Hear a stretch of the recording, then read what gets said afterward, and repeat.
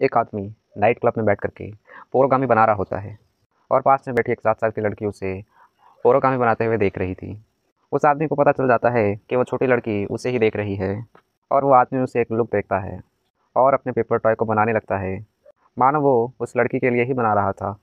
उस लड़की का खाने पर ध्यान कम, उसके बनाते हुए उसे देखने का ज़्यादा था। अब वह आदमी उसे वहाँ पर रख कर के उस लड़की को एक लुक देता है और उस आदमी का नाम गुन है। और दरअसल वह कुछ आदमी का वहाँ पर उस नाइट क्लब में इंतज़ार कर रहा है। और तभी यहाँ पर कुछ रशियन गैंग मेंबर्स यहाँ पर आते हैं और गुन यहाँ पर अपने मोबाइल फ़ोन पर चेक करता है, उनके फ़ोटोज़ को देख करके कंफर्म करता है क्या ये सभी वही हैं जिसका वो इंतज़ार कर रहा है। यह कंफर्म करने के बाद कि ये सारे लोग वही हैं, वो उनके पीछे अंदर जाता है। अंदर वहाँ पर लैपटॉप में मनी ट्रांसफ़रिंग का काम चल रहा है और यहाँ पर गुन अंदर आता है और सभी को अपनी गन का निशाना बना लेता है और गुन यहाँ पर वहाँ बैठे उस कोरियन आदमी को भी मार देता है जो कि लैपटॉप के ज़रिए मनी ट्रांसफ़र कर रहा था। फिर गुन वहाँ पर उस लैपटॉप को अपने बैग के अंदर डालता है। फिर उसे दरवाजे के बाहर किसी के आने की आहट सुनाई देती है। गुन तेज़ी से दरवाजे पर गोली चलाता है और दरवाज़ा खोल करके बाहर आता है और वो बाहर देख करके शॉक होता है। बाहर वही छोटी लड़की खड़ी होती है और गुन के द्वारा चली गोली उसके सीने पर लग जाती है और बेचारी वह लड़की वहीं पर मर जाती है। और इस बात से गुन को बहुत बड़ा शौक लगता है कि अनजाने में उससे किसी मासूम का खून हो गया है, मगर अब कुछ किया नहीं जा सकता था। गुन यहाँ पर समझ जाता है कि नासमझी में उसके हाथों एक बहुत बड़ा पाप हो गया है। दरअसल गुन यहाँ पर एक बहुत ही बढ़िया प्रोफेशनल किलर है जो कि एक चाइनीज़ मॉन्स्टर चुई के लिए काम करता है। इस दुख में गुन बहुत ज़्यादा शराब पीता है। अब गुन के गैंग मेंबर्स उसे उठा करके अपने बॉस चुई के सामने बैठाते हैं। अब गुन इस वाक़या के बाद यह गंदा काम छोड़ना चाहता है। फिर चुई उससे कहता है कि कल रात के काम में तुमने बहुत बड़ी गलती की है। उसने उस कोरियन योंग को मार डाला। चाओ गुन को बताता है कि जॉन ली जो कि बड़े-बड़े गैंगस्टर का काला पैसा लॉन्ड्रिंग करके अलग-अलग देश में भेजता है, वो चोई के $1 मिलियन भी ऑफशोर बैंक में लॉन्ड्रिंग का काम करता है। एक तरह से ली गैंगस्टर का स्मगलर्स का एक अकाउंटेंट है। तो इस ली के साथ में काम करने वाले योंग ने सब मॉन्स्टर और स्मगलर के अकाउंट्स मेन कंप्यूटर से डिलीट करके चुराए और कल रात इनका सौदा एक रशियन मॉन्स्टर के साथ में करने जा रहा था। गुन ने उस रशियंस को मारा। यहाँ तक तो ठीक था, लेकिन उसने बड़ी गलती कर दी कि उसे नहीं मारना चाहिए था, क्योंकि अब यॉन ने अब वो डिटेल्स कहाँ रखे हैं किसी को पता नहीं। और हमें यहाँ पता चलता है कि यॉन उस छोटी लड़की का बाप भी था और अब चोई अपने $100 मिलियन वापस चाहता है, जिसे यॉन ने किसी पेन ड्राइव में सेव करके रखी है। मगर मरने से पहले यॉन्ग ने 3 लोगों को ईमेल किया था, जिनमें से 2 उसके दोस्त थे, तो तीसरी उसकी वाइफ यान थी। अब इन तीनों में से किसी एक के पास ही वो डिटेल्स की फ़ाइल हो सकती है। चोई गुन से कहता है कि अब उसे कोरिया जा करके यान से वो फ़ाइल हासिल करनी होगी और उसे मार डालना होगा। मतलब कि अब उसने जिस छोटी लड़की को मारा था, अब उसकी माँ को भी मारना पड़ेगा इसको। अब यहाँ पर गुन चोई को धमकी देता है कि ये उसका आखिरी काम होगा, इसके बाद वो इस तरह का काम नहीं करेगा। और इस गैंग में चाओज़ यही उसका इकलौता दोस्त है। वो गुन से कहता है कि अगर वो काम छोड़ेगा तो बॉस तुम्हें मार देगा, क्योंकि एक बार इस धंधे में आने के बाद इससे छुटकारा नहीं पाया जा सकता। तो बेहतर है कि वो बॉस का विश्वास जीते और अपनी तरक्की करे, वरना उसे मौत के सिवा और कुछ भी नहीं मिलेगा। यहाँ पर गुन के समझ में नहीं आता कि ऐसे सिचुएशन में उसे क्या करना चाहिए। वो घर आकर के एक बॉक्स में से अपने बचपन की यादों को निकालता है। जब वो अपनी माँ के साथ में कोरिया में रहता था, उसकी माँ हमेशा ये कहती थी कि लड़के रोते नहीं, बॉयज़ डोंट क्राई। उसकी माँ ही यहाँ पर कोरिया से उसको उसके पिता के पास लेकर के आई थी, मगर उसके फादर ने उसका स्वीकार नहीं किया। गुन की माँ अपने बच्चे का हौसला तो बढ़ाती रही, लेकिन खुद उसका हौसला टूट गया। तो उसकी माँ ने खुद अपने बच्चे को अकेले छोड़ करके गोली मारकर आत्महत्या कर ली और उसे जीने के लिए यहाँ छोड़ दिया। और यहाँ पर गुन की पूरी ज़िंदगी अपनी माँ को गाली देने में ही निकल गई। अब गुन अपनी बचपन की यादों को समेट के कोरिया आता है। ली के आदमी उसको उसके अपार्टमेंट में पहुँचाते हैं।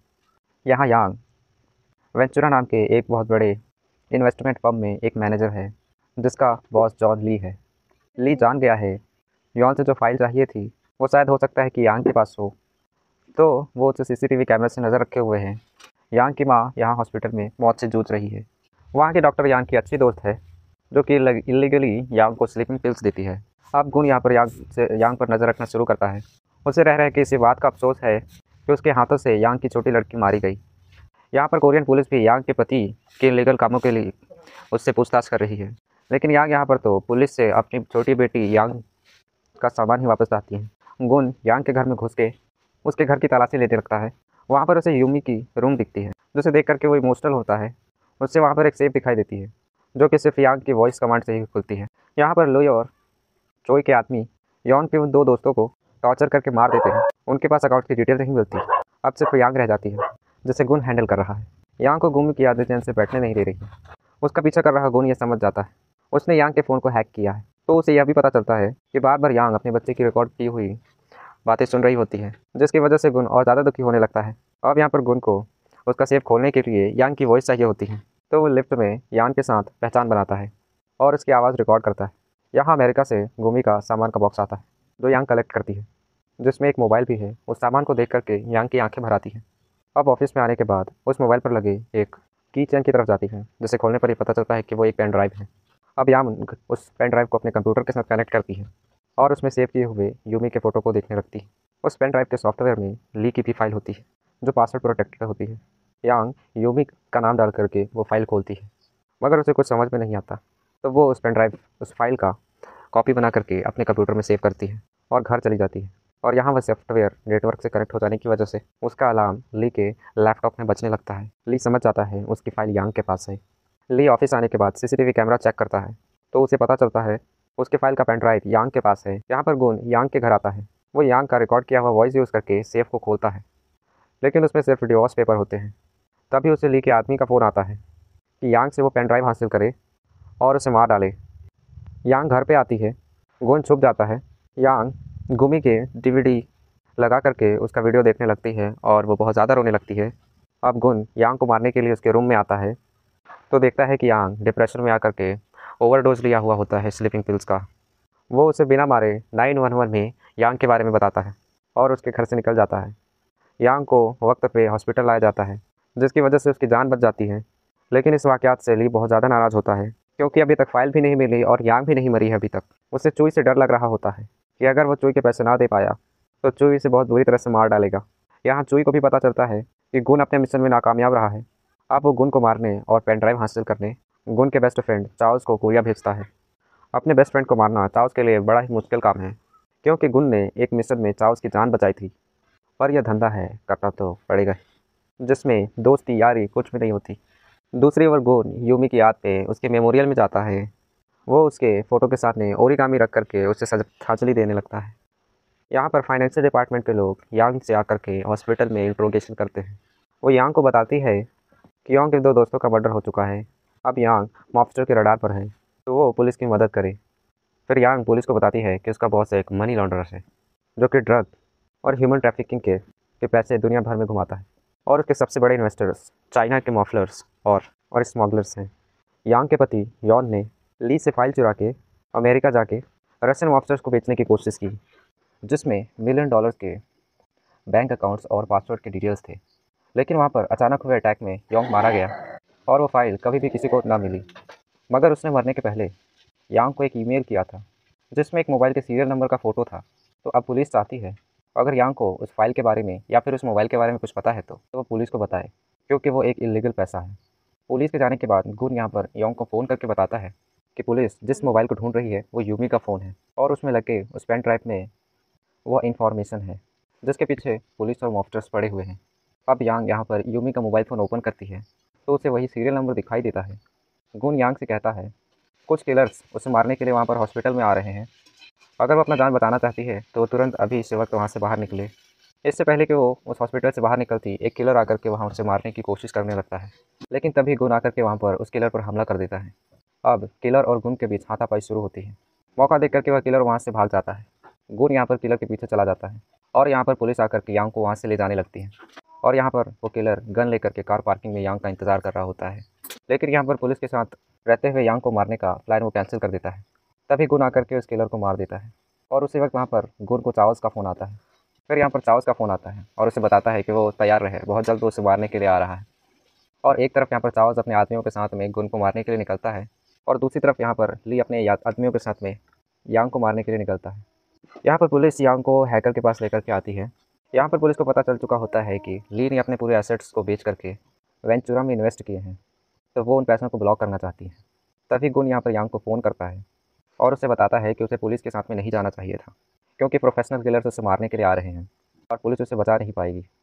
तभी ली से मिला हुआ पुलिस ऑफिसर डिटेक्टिव को मार करके वो पेन ड्राइव लेकर के वहाँ से जाने लगता है और बाहर ली का आदमी उसे भी मार देता है और उससे फिर पेन ड्राइव हासिल कर लेता है। अब ली को मारने के लिए ली के आदमी यांग को मारने के लिए पीछे मुड़ते हैं। फिर तभी वहाँ पर गुन आ जाता है और वो उन सभी को गोली से मार देता है। और तभी सामने की बिल्डिंग से वहाँ पर मशीन गन से चाओस के आदमी उस पर गोलियों से बौछार करने लगते हैं। गुन यहाँ पर कैसे भी करके बच जाता है। अब चाओस का आदमी रूम में जाकर के वहाँ पर यांग को मारने के लिए कोशिश करता है, तो गुन यहाँ पर उस पर गोलियाँ बरसाता है और उसे वही मार देता है। फिर सामने की बिल्डिंग से वहाँ पर खुद चाओस अब गोलियाँ बरसाने लगता है गुन पर। अब गुन अंदर अटकी यांग से कहता है जब तक वो बाहर चाओस से मुकाबला करेगा उतनी देर भी वहाँ पर खड़ी एक ब्लैक कार में बैठ करके वहाँ से भाग जाए। यहाँ पर यांग के समझ में नहीं आ रहा होता है कि वो अनजान आदमी अपनी जान पर खेल करके उसे क्यों बचा रहा है। गुन यांग से कहता है कि वो यूमी का दोस्त है, एक बार वो दोनों यहाँ से निकल जाएं उसके बाद उससे सारी सच्चाई बता देगा। अब यहाँ पर चाओस और गुन में गन फाइटिंग शुरू होती है। मौका देख करके गुन यहाँ पर बालकनी से कूद जाता है, मगर चाओस यहाँ पर उसे पकड़ लेता है। यहाँ पर गुन उसका हाथ मरोड़ करके नीचे जम करता है। फिर नीचे चाओस का दोस्त वहाँ पर उसका इंतजार कर रहा होता है और यहाँ पर गुन पर गोलियाँ बरसाना शुरू कर देता है और गुन यहाँ पर बहुत ही स्मार्ट तरीके से वहाँ से भाग जाता है एक कार लेकर के। फिर भी यहाँ पर यांग चाओस के आदमी के हाथ में लग जाती है। अब चाओस यहाँ पर गुन को फ़ोन करके बोलता है अगर वो यांग को ज़िंदा देखना चाहता है तो वो जल्द से जल्द वेंचुरा यानी कि यांग के ऑफिस पर पहुँच जाए। यहाँ वेंचुरा में यांग ली से कहती है कि उसकी वजह से यूमी की मौत हुई है। यहाँ पर ली कहता है कि सारी गलती उसके पति यॉन की है, ना वो उसके अकाउंट से डिटेल चुराता और ना ही उसका सौदा करने के लिए वो अपनी छोटी यूमी को वहाँ उस गंदी जगह में ले जाता, और ना वो मरता और ना ही यूमी मरती। और यहाँ पर गुन पुलिस को इन्फॉर्म करता है कि वेंचुरा बिल्डिंग में बॉम्ब रखा हुआ है, तो सारी पुलिस फोर्स यहाँ पर उस बिल्डिंग को घेर लेती है और ली यहाँ पर अपना फंड दूसरी जगह ट्रांसफ़र करने लगता है और पुलिस यहाँ पर सिग्नल जैमर लगा करके सभी डिवाइस को वहाँ पर बंद कर देती है। और यहाँ पर चाओस समझ जाता है कि गुन भी इस बिल्डिंग में पहुँच चुका है और यहाँ पर यांग अपने रूम में आकर के वो सॉफ्टवेयर खोलती है जो उसने उस पेन ड्राइव से कॉपी किया था। और यहाँ पर यांग अपने कंप्यूटर से ली के उन अकाउंट्स को एक्सेस करके ली के डिटेल्स की फाइल्स को डिलीट कर देती है, जिसकी वजह से ली के फंड ट्रांसफ़र रुक जाता है और यहाँ पर ली का सभी बैंक रिकॉर्ड डिलीट हो जाता है। और अब एक्सेस करने के लिए ना उसके पास अकाउंट नंबर्स होते हैं ना ही उसके पासवर्ड होते हैं। अब बच्चे कुछ पैसे लेकर के ली भागने की कोशिश करता है तो उसका असिस्टेंट अब उसे मार देता है। तो यहाँ पर जुआन की गोलियों से गुन घायल होता है। जुआन ज़मीन पर गिरे खून का पीछा करते करते गुन तक पहुँच जाता है, मगर गुन यहाँ पर उसी का ही इंतज़ार कर रहा होता है और गुन यहाँ पर अपनी अक्लमंदी से चाओस को मार देता है। और अब यहाँ पर वो चाओस से गन फाइटिंग के लिए निकलता है।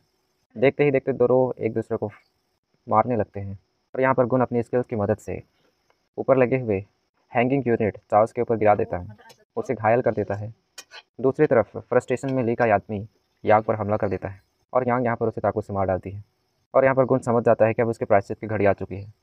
जिस माँ की लड़की को उसने मारा उसी की माँ के हाथों अगर उसकी मौत आए तो उसकी आत्मा को शांति मिलेगी और वो भी शांति से मर सकेगा।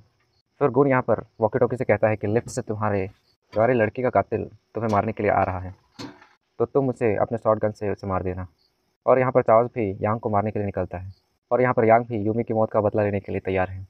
और यहाँ पर यांग बड़ी ही बेसब्री से अपनी बच्ची की मौत का बदला लेने के लिए वो तैयार खड़ी हुई है। और यहाँ पर लिफ्ट का दरवाज़ा खुलता है और गुन बाहर आता है और यांग यहाँ पर गुन पर गोली चला देती है और यहाँ पर गुन का प्रायश्चित पूरा हो जाता है। और अपने दोस्त को मरता हुआ देख चाओस गुस्से से यांग को मारने के लिए जाता है, मगर गुन यहाँ पर उसे रोक देता है और गुन और चाओस दोनों एक दूसरे को देखते हैं। यांग को पता ही नहीं होता कि उसने अपने कातिल को नहीं अपने वेल विशर को मारा है। और यहाँ पर लिफ्ट का दरवाज़ा बंद हो जाता है और गुन अपने दोस्त का हाथ पकड़ करके वो अपनी आंखें सदा के लिए बंद कर देता है और वॉकी टॉकी से यांग उसे पुकारती रह जाती है और यहाँ पर ये मूवी ख़त्म हो जाती है।